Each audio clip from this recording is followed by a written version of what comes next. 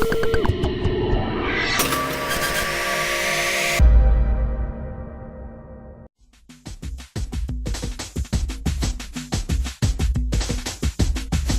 we talked to you guys earlier about binoculars being waterproof, water resistant, and things like that, and how that related to internal fogging. But there's another aspect we want to talk to you about, and that's external fogging of your optics, and that's an important thing to take into consideration.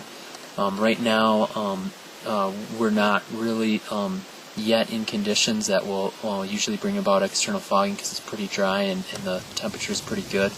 But out here in the west, when the sun starts going down, it can cool off pretty quick, and you might find yourself in conditions where it starts cooling off really fast. And those are the conditions when what happens is you're looking through your binoculars, you bring them up to your eyes, and the moisture from your face or the moisture from your air and then the heat from your face will begin to make water condense on the outer surface of those ocular lenses and cause them to fog up.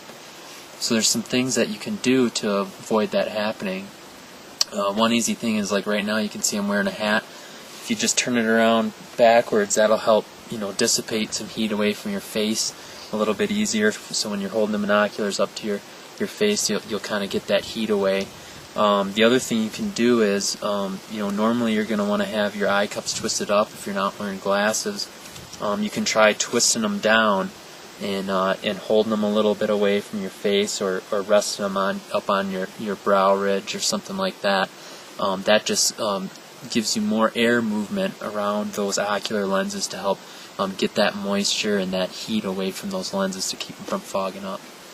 Yeah, and we should point out that all optics will do this, regardless of whether you have a nitrogen purged, submergibly waterproof model.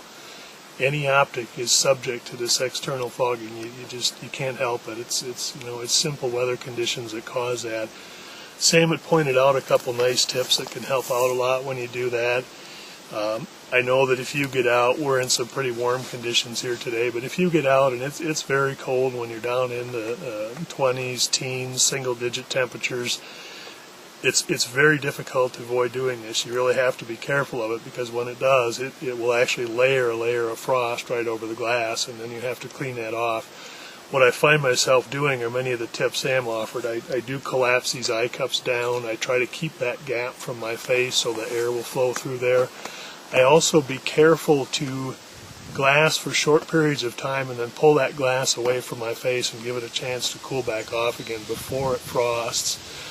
The spotting scopes are particularly susceptible to that. They have less eye relief than the binoculars. They do demand that your eye get closer. What I find in very cold conditions with the spotting scopes is best is to take very short, quick looks and then get your face back very quickly, because it will frost on you very quickly.